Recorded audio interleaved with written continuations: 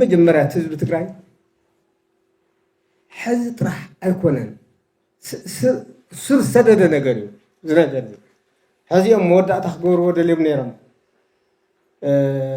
ምናልባት 2 ሜትሮ ክቕበርተ ነይሩ 4 ክገብርዎ ሓሲቦም ነይሮም እምበር ክጠፍእ ካብ ዝውስኑሉ ብጣዕሚ ነዊሕ ዘበን ዘቑፀረ እዩ ምናልባት ኣብዚ ብዙሓት ተማሃርኩም ሰባት ኣለኹም ተፈቒድኩም ለይ ናይ ዶክተር ኣሰፋ ሃፍተማርያም ዶክተር ሃፍተማርያም ኣሰፋ ጻሕፍዎ መጽሐፍ ኣሎ የኢትዮጵያ ታሪክና ጥያቄዎች ምናምን ዝብል መጽሐፍ ኣሎ እዚ መጽሐፍ እዚ ብ1986 እዩ ወፂኡ ዕላምኡ ዝተጋገየ ትርክት ምእራም እዩ ከምዚ ስለ ዝኾነ እታ መጽሐፍ ብወቅቱ 25 ነይሩ ቅርሺ ነይሩ ዋጋ ነገር ግን ب10,000 ኣብ ደገ ነው ውሽጥ እናዓደጉት ፊዮም ማለት ካብተን ውሽጥ ዘለዋ ቀፈፍቲ ሓሳባት ንቃልሲ ምክንያት ዝኾና ሓሳባት ሓንቲ ናይ ጣልያን ሓደ ካሊጉላ ዝበሃል ጣልያናዊ ዕልሙ ሓደ እንታይ ይብልዎ ኣብ ጣልያን ዘለዉ ቀይሳራት ብሙሉኦም ኣብ ሓደ ክሳት ተዝጠቃለሉለይ ብሓደ በሊሕ ቆም ቆረጥክዎም ነይረ ይብሉ እሞ ኣብዚ ከዓ ሓደ ኣፈወርቂ ገብረየሱስ ዝበሃሉ ኢትዮጵያዊ ፀላእ ትግራይ እዞም ተጋሩ ብሙሉኦም ማለት ኣብ ሓደ ክሳት ተዝጠቃለሉ ነይሮም ብሓደ ሰይፊ ቆሪፀ ናብ ቀይሕ ባሕሪ መእተኽዎም ድሕሪኡ ትግራይን ኤርትራን ሰብ ዘይብልን ተረፋ ከም ዝበሎም ቢበል ኣብ ትግራይ ነዊሕ ግዜ ዘቑፀረ ናይ ጥፍኣት ዲዛይን እዩ ዘሎ ማለት እዩ ሕዚ ናብ ዝኸፍአ ነገር ንምንታይ መፅኡ እንተኢለ ከዓ ይቐትልዎ ይትስእ የዳኽምዎ ይትስእ መጨረሻ ናተስእ ስለ ዘሸገሮም ሕዚ ባርያ ምግባር ኣይኮነን ምፅናት እዩ ዘዋፅእ ዝብል መደምደም ተሒዞም ነቲ ጆኖሳይድ ፈፂሞሞ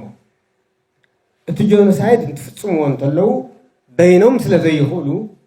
ከም ቀደሞም بتناقل حيلي تግራይ ምጥፋእ ስለ ዘይከኣል ጽምዶ ፈጢሮም እዮም ጆኖሳይድ ፈጽሞም ስለዚህ ጽምዶ ተገልግሎም ሊኦም ማለት ምንም حدث ዜና ይኾነና እሶም ኤክሰርሳይዝ ዝገብርዎ ነገር እዩ ዝኸውን ዘሎ ካሊ ጽምዶ ከቢድ እዩ ከምቲ ዝበሃል ዘሎ ኣብ ትግራይ እውን ከቢድ ምዃኑ እዚ ኩሉ ተፈጺሙ እዚ ተገዩ ከመይ ጌርካ እዩ impossible ጥራሕ ንቅድሚት ናምፃኻ መዓት ዓዲ ተጠቒሙሉ እዩ ሓንቲ ኣብነት ክንወስድ ንኽእል ኢና ብኻልኣይ ዓለም ጦርነት ጃፓን ብኣቶሚክ ቦምብ ተደብድዮም ናጋሳኪና ሂሮሽማ ክሳብ ሕዚ ኣሰር ዘይለቐቐ ማለት እዩ እሱ ጥራሕ ኣይኮነን ዝተሰዓሩ ናይ ኣሜሪካ ጀነራል ን5 ዓመት ኣመሓዲርዎም እዩ ካብዚ መሓርካ እዩ ኣመሓዲርዎም እዩ ግን ተመሊሶም ምስ ኣሜሪካ ተፃሚዶም እዮም ንምንታይ ኣሜሪካ እውን ናይ ምብራቕ ኣውሮፓ ሶሻሊዝም ከይመፆም እሶም እውን ዓዲ ክድሕኑ ካብቲ መስበርቲ ክድሕኑ ተፃሚዶም ቀፂሎም እዮም ብኣቶሚክ ቦምብ ተደብዲብካ ማሕበረሰብካ ድንቂ ክኾን ተፈሪዱ ካብዚ ዝከብድ የለን ግን ፈጽሞም ምንም ክግበር የለን 1917 ናብ ስልጣን ዝወፁ ሶቪየት ናይ ሶቪየት ሶሻሊዝም ክሳብ 1933 ኣሜሪካ እውቅና ይሃቦም ነይሩ ናይ አይዲዮሎጂ ኣፈላላይ ነይሮም ካብኡ ከዓ ከም ዓዲ እውቅና ናይ መሃብ ናይ ዘይመሃብ ከቢድ ጎንፂ ነይሮም ግን ኣብ ካልኣይ ዓለም ጦርነት ሓደ አሊያንስ ዝበሃል አላይድ ዝበሃል ሓይልታት ኣሜሪካ ዩናይትድ ኪንግደም ራሻ ፈረንሳይ ቻይና ምስኦም ንምንታይ ተቃሊሶም ስለዝጠቅም ጃፓን ኣብ ናይ መጀመርያ ምስቶም ጣልያንን ጀርመንን ነይሮም ድሓር ከዓ ናብ ኣሜሪካ በፅኦም ንምንታይ መፅኦም ስለዝጠቅም እዩ ስለዚ ስቁኢልና ካብ ከባቢና ጥራሕና እናበልና ክንሪኦ የብልናን كبدي وخبدي تمالي حفتخا زدفرة تمالي ولدخا سقطله تمالي نبرتك حفتخا زودمه قداماتك دحسسه زدفرة محبراو توفيتك زنعسه مورالك زنقته صلاي على حدا اوان ግን ናይ ጽምዶ አካል ኮን ይሁን ሓደ ነገር ድማ ንሕሰብ ትጽምዶ ባዕሉ ጽምዶ ፍሪሱስ ተፈጠረ ጸረ ተጋሩ ጽምዶ ፈሪሱ ጸረ ተጋሩ ኩዋሓስ ተባሂሉ ዝተዓቀደ ጽምዶ እዩ ኣብ መቃብር ጽምዶ ዝተመስረተ ጽምዶ እዩ ካላይ ክትጻመዱን ክትድለለካ ክትጻመድ ስለዘለካ ሱልካ ትጻመድ ማለት ይሆነ ዝሽየጥ ስለዘለካ ኢኻ ክትዕደግ ትግራይ ብዙሓት ብራንድ ዝወነን ዓዲ ብዙሕ ብራንድ እዩ ዘለዎ ህዝቢ ትግራይ በዓሉ ዓብይ ብራንድ ምክንያቱም ኣብ ምብራቅ ኣፍሪካ ጂኦግራፊካሊ ኣብ ምቹው ኩነታት ዘየለና ሃለዎ ግን ነዊሕ ዘበን ኤግዚስት ዝገበረ ህዝቢ ባርነት ፍጹም ዘየተኣናገደ ህዝቢ ሕዚ ከዓ መጨረሹ ብዓሰርተ ዝቁፀሩ ዓድታት ዝዋኑ ፈሲሰን ትመከራ በዲሁ ማሕበረሰባዊ ጉዕዞ ዝቀፀለ ህዝቢ እዚ ህዝቢ ብራንድ እዩ ኣብ ምስራቅ ኣፍሪካ ዋላ ዋዕላ ብራንድ እዚ ብራንድ ዝርእዩ ካብ ህዝቢ ትግራይ ህዝቢ ትግራይ ኢሉ እምበር ዘይክሓብር ይኽእል ዘይክፅመድ ይኽእል እንታይ ክረክብ ክፅመድ ስበት ዘይጎትት እንተኮይኑ ትበራይ ታይልካ ንፍቲ ምሱጣት ካላይ ኣብ ትግራይ ተጋዳላይነት ዓዲ ተጋዳላይነት እዩ ዓዲ ቁርፀኝነት ዓዲ መትከላውነት እዩ ትግራይ እዚኦም እንተኣሚኖም ክትግብሩ እዮም ኢሉ እዩ ተፃሚዱ ክትፃመድ ኮይኑ ካሊእ ትግራይ ዓዲ ትዲኤፍ እዩ ትዲኤፍ በዓል ብራንድ እዩ እዚ ኣብ ደገ ኮይኖም ፀረ ትዲኤፍ እንትቃለሱ ፕሮፓጋንዳ እንትገብሩ ተለው ከፀልሙ ተለው ትዲኤፍ ፋሒሉ ዝሓድር ትዕጥቁን ብድውሩ ዘምልቆ እዩ ዝመስሎም በፍጹም ከምኡ ኣይኮነን ትዲኤፍ ናይ ህዝቢ ትግራይ ተምሳሌት ህዝቢ ትግራይ ክጠፍእ ከምዘይክእል ኩሉ ትዲኤፍ ክሳዕር ዝኽእል ሓይሊ ኣይኮነን ከምኡ ተዝኸውንማ ኣብ ዝኾነ ዝፈሰሰ ቀሊል ተተኪስዎ እኮ ኣይኮነን ኣብ ዝዋን እኮ ይፈሲሱ ካብቲ ናይ ኩናት ሎጂክ ወፃእ እኮ እዩ ትውግእ ፍልይ ዝበለ እዩ ነይሩ ነገር ግን ደው ቢካውዝ ናይ ህዝቢ ትግራይ ተቐፅላ እዩ ማሕበራዊ እሴት ናይ ህዝቢ ትግራይ ማሕበራዊ መስተጋብር ህዝቢ ትግራይ ዝተረድአ ሓይሊ ስለዚ ብራንድ ስለ ዘለና ምፅማድ ባዕሉ ዝጥይቆ ጥንካረ ስለነማልእ ኢና ተረቑሓ ስለነማልእ ኢና ጽምዶ ንሓስብ ዘለና ጽምዶ ዝግበር ዘሎ እምበር ዘይንምጥን እንተንኾን ነርና ማንም ምሳና ክፀምድ ዝኽእል የለን እዩ ሓደ ከቢድ ግን ዘዝኸበደካ እናራገፍካ ዝበሃል ቃልሲ የለን ጃፓን እንታይ ነው ከቢድ እዩ ምስ ኣሜሪካ ምፅማድ ግን ዘይከኣል ክኢልና ንግበሮ ኢሎም ወሲኖም ዘይከኣል ክኢልና ብእንግሊዝኛ ኮቴሽን ኣለዎ ዘይከኣል ክኢልና ዘይፅወር ፄርና ጃፓን ነድሕን ምስ ኣሜሪካ ንሕበር ኢሉ እንታይ ደኣሞ ክግበር ኣብዛ ግዜ እዚኣ ሕዚ ካብ ጥፍኣት ዝገድድ ነገር ኣሎ ካብ ጥፍኣት ዝገድድ ምንም ነገር የለን ካሊእ መጨረሻ ንምንታይ ተቃውሞ ይወዝሑ ሓደ ዋና ተቃዋሚ መን እዩ በዓልቲ መንግስቲ እዩ በዓል ዋና እሱ ክድግፎ ትፅቢት ኣይግበር ምክንያቱም ዕላምኡ ትግራይ ምጥፋእ ዕላምኡ ምክፍፋል ዕላምኡ ናይ ትግራይ መስበርቲ ምርኣይ ተንበርኪቡ ህዝቢ ትግራይ ምርኣይ ጠፊኡ ምርኣይ ካብ መጀመርያ እቲ ዕላማ ንሱ ነይሩ እቲ ምድላው ንሱ ነይሩ እቲ ፕሮሰስ ንሱ ነይሩ ንዑ ዘርኢ እዩ ዕላምኡ ምድላው ፕሮሰሱ ንዑ ዝገልፅ እዩ ነይሩ ስለዚ እቲ በዓል ዋና እዩ ዝቃወሞ ዘሎ ንዑ ንምንታይ ይሕግዝዎ ኣለዉ ኣብዚኣ ሓንቲ መልእኽቲ እየ ክሕልፍ ዝደሊ ቃልሲ ፕሮሰስ እዩ ከይዲ እዩ ሲሉ ክገርመና ይብሉ ገለ ከደ ኤክስ ከደ ዋይ ከደ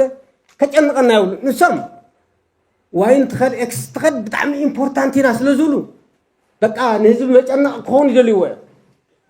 ግን ንምንታይ ንጭነቀሉ እዚ ጀስት ከይዲ እዩ ዝተርፍ ተሪፍ ኣሎ ዝጀመረ ዝውድ እዩ ስብእና ማለት ዝጀመርካዮ ምውዳእ እዩ ስብእና በዘይ ይጅምር ኮይኑ ኩሉ ዝነቀለ ይበፅሕንኩ ኩሉ ዝነቀለ ይበፅሕ ድዩ ይበፅሕን ቃልሲ እናሳፈረ እናራገፈ መወዳእታ ዝበፅሕ ኣብዚኣ እንታይ ኣታ ኢምፖርታንት ነገር መትከላውነት ዘበሎ ሰብ ናይ ህዝቢ ትግራይ ካራክተር ዝሓዘ ይቕፅል እቲ ንህዝቢ ትግራይ ዝመስል ይቕፅል እዛ እንቶ ንምንታይ እዮም እናተፀረፉ ሳዕናወሉስ ንምንታይ ዝብል መልስ ኣለዎ ኣራያ እዩ በቃ ተሓሳስባ እኮ ኣራያ እዩ ሓደ ምዕራባዊ ቻይና ኸይዱ ይብልዎ ካብኡ ቻይና ኸይዱስ ሓደ ሰልፊ ርኡ ነቲ ሰልፊ ኸይዱ ሓደ ሰልፊ ናይ ንቅሳት ሰልፊ እዩ ዝንቀሱ መናእሰይ ካብኡ እንታይ ኢልዎ መይኑ ኣለዎ ዝንቀስ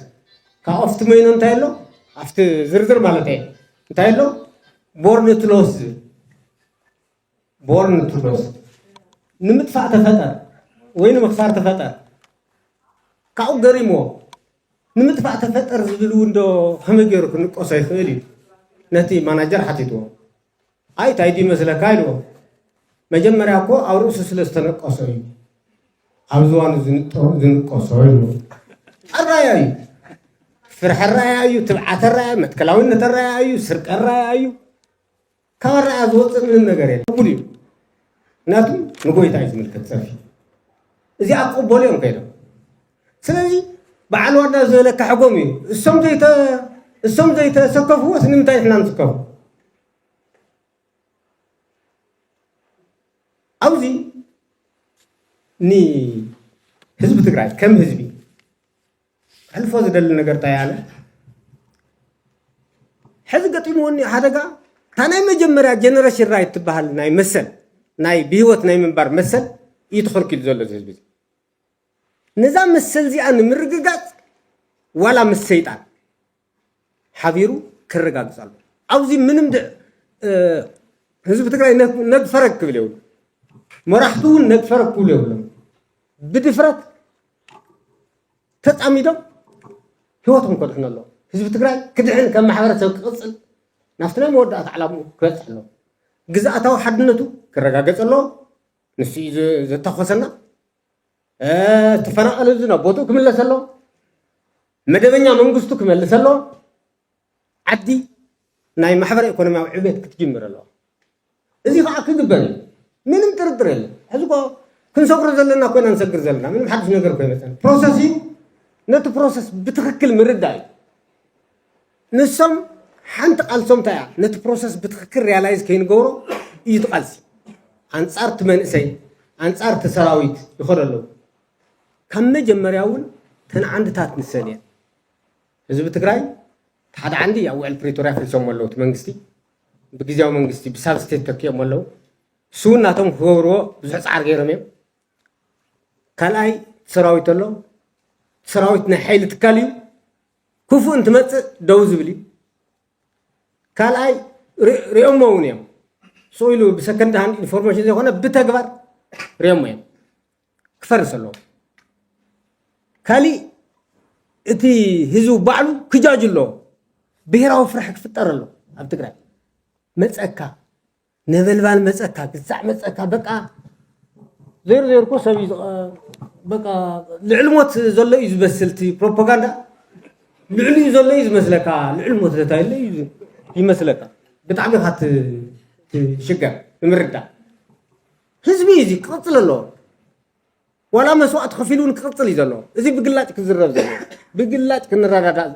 ህዝቢ ትግራይ ብትክክል ክርድኦ ዘለዎ እዩ ካሊእ መናእሰይ ማሕበረሰብ ትግራይ ቀፂሎም እዮም ሰውለታ እዮም ናይ ዛዓዲ ማሕበረሰብ ትግራይ እኮ ዝመንእሰይ እዩ የቕፅልዎ ኣያታቶም መሪሖሞም ግን ድማ እቲ መንእሰይ የቕፅልዎ ንማሕበረሰብ ትግራይ ምንም ሕቶ የለን ኣብዚ ነገር ግን ክናሳሕ ይገብርዎ ኣለዉ ኩናት ሕማቕ እዩ ንስ ህዝቢ ትግራይ ኩናት ሕማቕ ኢልካ ትዛረብ ነቲ ዝፈልጥ ነቲ ኩናት ተጠበሰ ህዝቢ ነቲ ከም በቆሎ ምስ ሞተ ኣይኮነን ኣስከሬኑ ዘይኮነስ ብሂወት ተጠበሰ ህዝቢ ከመይ ጌርካ ንዑ ክተረድኦ تمكر كم غيرك خزي تقبل تمنسي زي كرداء خلالو تقاديل كاز زقصلك يوم محبرسو يو حدا غاز وطو زل كالاي قديفكا تخزل لها تقراي تاتمليسكا هفتيم كاس يكون كسير كاس يكون مويت كاس يكون تملسها تقراي بيوت كيركا بساطنون تملس عديا يتم يتغدى نمريتو ندوغولو نحاصرو غدغادو كا انساكو حاصرو زكال هفتا اف غدغادو دوتي تقومي تكايكوس كم سب تتوايلو ما مجمريا سروحو عدو مخباري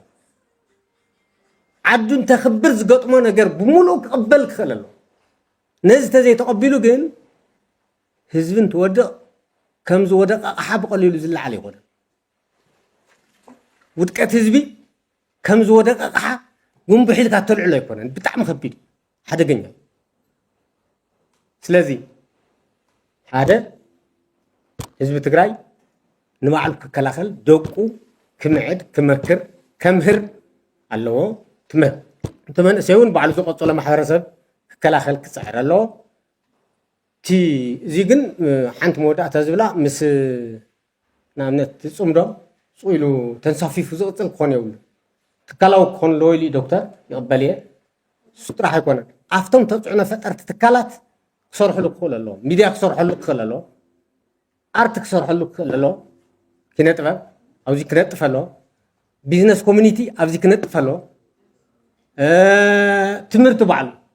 تمرت بعلو نزي زخسكس كون الله توم هاي حزب تግራይ تكالات بمولهم كلهم نتمخته ماخل غيرهم